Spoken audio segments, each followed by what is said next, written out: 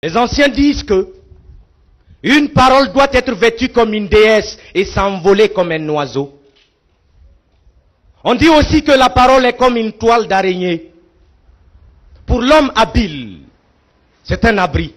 Mais pour le maladroit, c'est un piège. Trop parler est toujours mauvais, mais ne peut se faire comprendre est souvent source de désagréments. De même que ne pas comprendre ce que dit une autre bouche.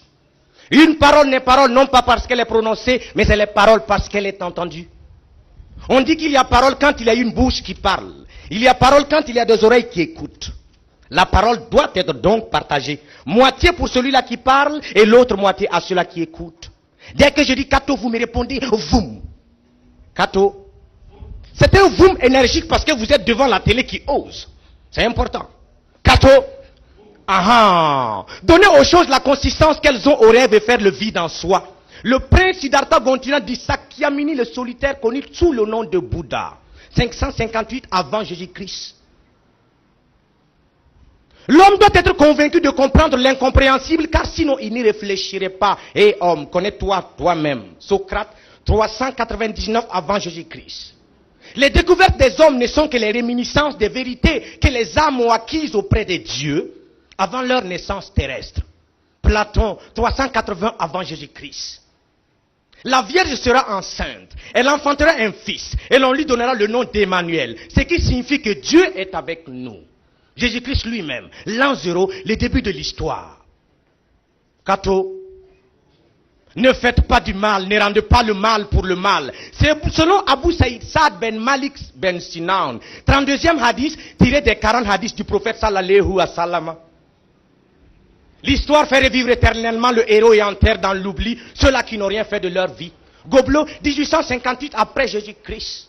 L'histoire de l'Afrique est une histoire sans texte, mais tout ce que l'homme a pu toucher de sa main créatrice peut être considéré comme historique. Joseph Kizerbo, 1929 après Jésus-Christ. Kato. Si la termitière vit qu'elle ajoute de la terre à la terre, Maître Passeré Titenga, 1943 après Jésus-Christ.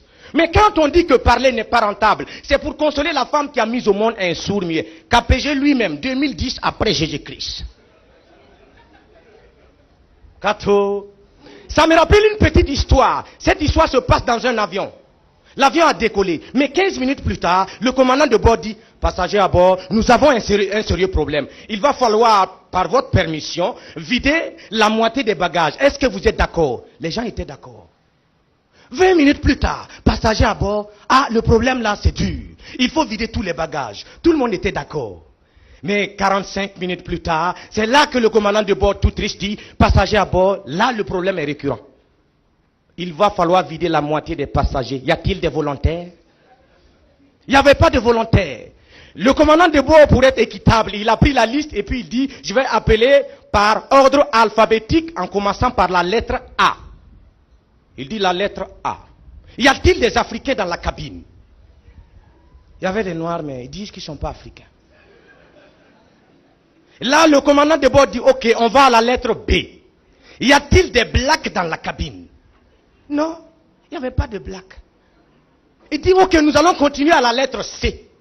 Y a-t-il des couleurs dans la cabine? Il n'y avait pas de couleurs.